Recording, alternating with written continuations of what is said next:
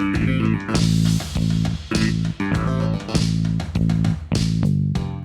am a woman, just like you. But I do not have to live like this. Why? Because you're rich, we are poor. I am not fucking rich. I fucking nowhere am I rich. So why don't you be a prostitute? Because I have not got that sort of nerve. Well, and why are you so bothered?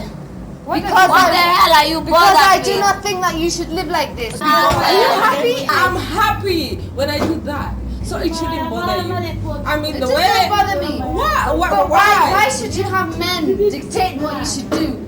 I don't have dictating. I don't have men dictating what I should do, what I should eat, what I should wear. I don't give a fuck about men. They are all the same. Wherever you come from, men they're married, but they have other girlfriends. They go and pick women from the streets. Let me tell you something. Somebody else is happy selling sex. Oh. Why do you have to explain? So you don't have to. You don't have to be bothered. Why do you have to explain? But why should women have to sell sex? They know. Why are you What do you bothered? have to It's their explain? choice of life.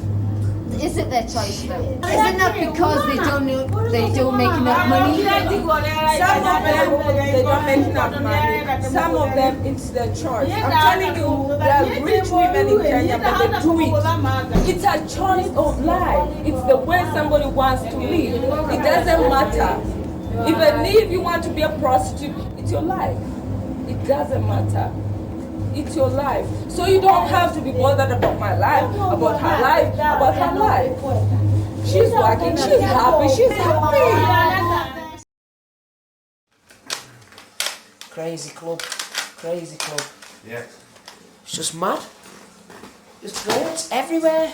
Just always wanting to grab your neps and grabbing your hand and putting it on a fanny and all that. It's not like England, is it? Not at The all. world is not all tea and cucumber sandwiches. Girls are coming up and just saying mad things. They'd say, hello, what's your name? I'd say, Christian. They'd say, you want to fuck my pussy, Christian? I'd say, fucking hell, that's a bit forward, isn't it?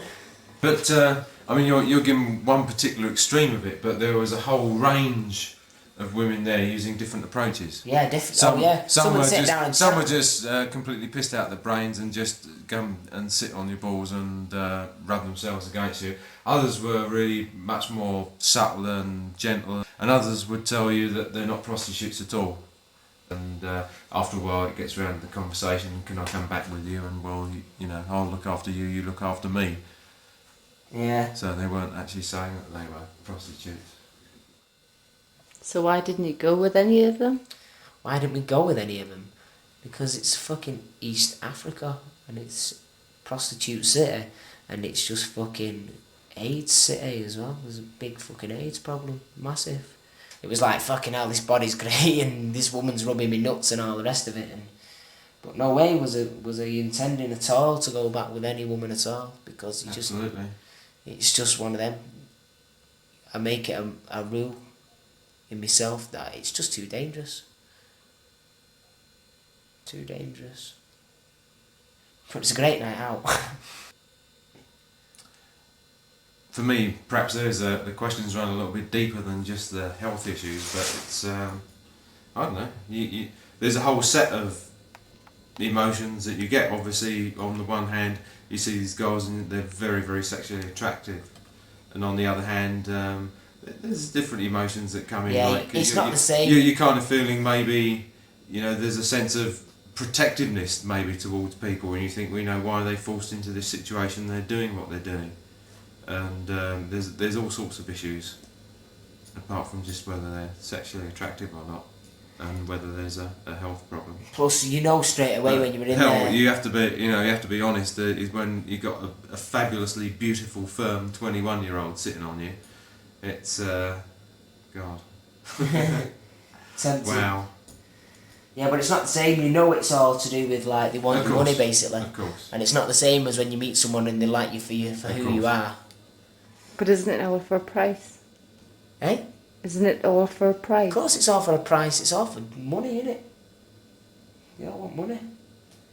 It's the job. It's the way they survive, because they can't afford. And to do anything else. I'm sure there's some very sorry stories behind all that as well in some cases. Definitely.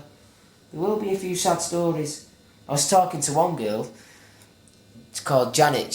She was all over us and all that. And after we got talking, I said, "Oh, look, I don't want you or anything. I don't want to sleep with you and all that, you know." And she just started relaxing after a bit and wasn't all over me. And we were chatting, and she was saying, "Yeah, I've got a 6-year-old kid. I'm an hairdresser, but there's no way I'd be able to look after my kid just being an hairdresser. I just don't get enough money." She said, "This makes money, and it's what I do, and it feeds the kid and all the rest of it." Because otherwise, there's a lot of kids out there who are on the street. And she was saying that a lot of the Kenyan men, they all just disappear. A lot of them do it. They have kids and they just disappear. It's accepted. That's what she was saying. I don't know whether it's true because it was just from one person. But she was saying, you know, her man, and she knows a lot of many others who've got kids and they just disappear. And it's all they can do to survive. Is like, there's no other option. Mad as. Crazy. And if you were staying in Nairobi, would you go back on Saturday? Yeah, fucking right I would. It was mad. Everyone in there was having a laugh. Everyone was enjoying themselves.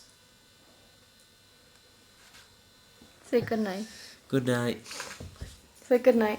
Good night, children. And do tune in for another episode of Watch with Dave and Christian. So did you speak to the women? Yeah. What did some of them tell you? Fuck knows I'm pissed.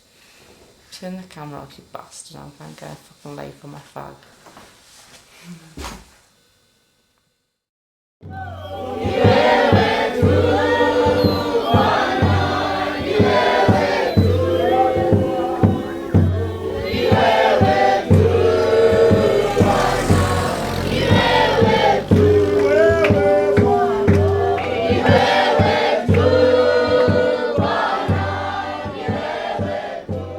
What do I say? So tell us your name, where you come from. My name's Chris Ginto. I come from the United States, Baltimore. Not important really. Second time in Africa. I was in Africa last fall. I was attacked in Kenya, south of Mombasa, a place called Tiwi, by approximately 8 bandits out in the coastal scrub. Non-locals would call it a jungle.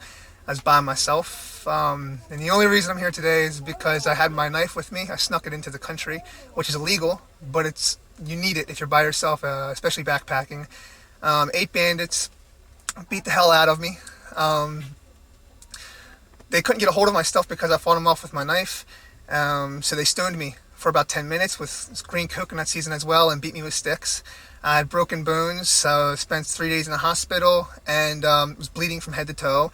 The local villagers came out of their grass huts and about 2 dozen of them came out and helped me, chased away the bandits. I was lied to. I was set up. The taxi cab driver. What it was, the taxi cab driver wanted me to go down the road. I was going down his direction, and he was paying. He wanted me to pay this exorbitant amount of money, a lot of money for this taxi driver to drop me off at this place I was going to. And there's no way I'm going to pay $20 US just for was it 3 to 4 kilometer walk. So he got the bandits, which were outside the local houses and villages in that area, and set them up. So he went in. He wasn't there with them, but he set them up, sent them in after me. And then after they beat the hell out of me in the scrub, the people sent out and got the taxi driver, which was the same taxi driver, and he asked me if I learned my lesson.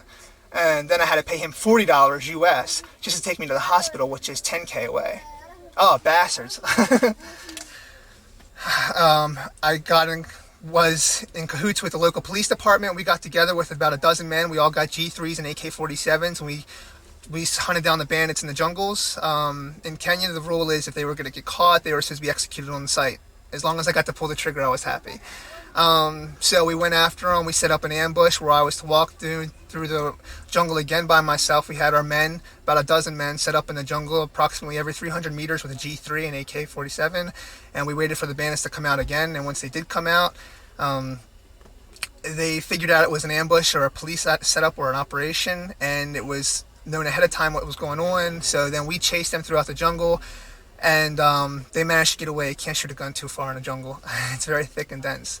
And I told them I was going to come back and help them catch them again. So here I am, and I wanted to bring a gun into this country this time, but they won't let my gun into the country, so I'm out here trying to buy a gun from poachers.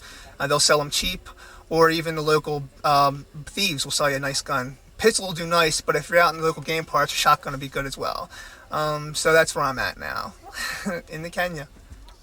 Have you got any scars? Well, I mean, I'm scarred all up, like little scars. They didn't cut me with any knives or anything, but it's just rocks pelting me all over the place. Tore a couple toenails. Well, this toenail was ripped off, but that grew back now, and I still got, it's just my shins were just so beat up and bruised. I couldn't walk for like a day.